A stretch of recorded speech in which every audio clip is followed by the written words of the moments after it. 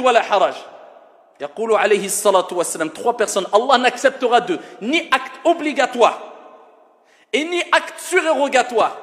Et quand il a parlé de ces 3 personnes, il a commencé par celui qui ne se comporte pas bien avec ses parents, celui qui est ingrat envers ses parents, celui qui hausse le ton envers ses parents, celui qui insulte ses parents, celui qui tourne son dos à ses parents, celui qui n'obéit pas à ses parents, celui qui hausse la voix sur ses parents, l'ingrat. Le prophète, il parle de lui. Allah n'acceptera de lui ni acte obligatoire ni surérogatoire. Wa bil walidaini ihsana. Allah, il a utilisé le terme ihsan, l'excellence avec tes parents. Dans le Coran, il dit avec ton père et ta mère, tu dois atteindre l'excellence. Ensuite, le prophète, il parle de al-mannan. C'est celui qui, quand il fait du bien, il le répète aux gens, et alors qu'il n'a aucune raison de le faire. Et il dit celui qui dément le destin. Et il commence par quoi dans ce hadith? Celui qui manque de respect à ses parents, ayyuhal akhyar. Et Allah tabaraka wa ta'ala, il dit dans le Coran, après qu'il nous ait ordonné d'agir avec l'excellence, le meilleur des comportements avec son père et sa mère, إِمَّا يَبْلُغَنَّ عِنْدَكَ الْكِبَرَ أَحَدُهُمَا أَوْ كِلَاهُمَا فَلَا تَقُلْ لَهُمَا أُفٍّ.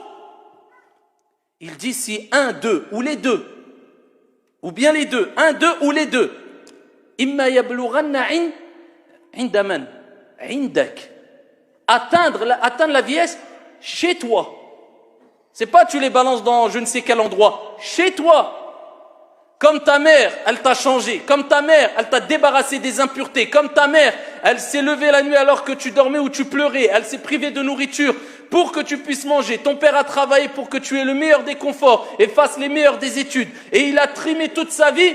Eh bien toi, quand ils atteignent l'âge de la vieillesse, indak, c'est chez toi. C'est pas chez Foulan ou la Allan ou dans tel endroit ou je ne sais quoi, où tu le visites une fois tous les... Chez toi. S'ils atteignent la vieillesse chez toi, tu fais devancer tes parents.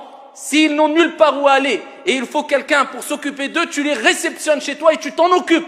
Indak. Allah il dit, il parle de manière naturelle notre Seigneur parce que c'est quelque chose de naturel normalement. S'ils atteignent la vieillesse, un des deux ou les deux, chez toi, auprès de toi, ça ne s'arrête pas là. Il a utilisé un terme, notre Seigneur, dans le Saint-Coran, qui est compris par tout être humain, peu importe sa langue. Subhanallah. Une kalima, une parole, un son. Il n'a pas dit si tu leur dis tel gros mot, tel insulte. Non. Fala taqul lahuma ouf. Quelle langue, quel pays ne comprend pas ce terme ouf, un soupir?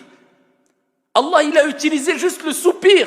Que dire de celui qui répond à son père, qui ne visite pas ses parents, qui insulte ses parents, qui fait devancer je ne sais qui sur ses parents, qui ont tout sacrifié pour lui? Allah, il dit ouf, off. Ça fait partie des plus grands péchés en islam. Fala taqul lahuma ouf, wa la tanharhuma. Ne les brusque même pas. Et dis-leur, prononce des paroles. Wa qul lahuma qawlan karima. Des paroles bonnes, douces, respectueuses. C'est ainsi que tu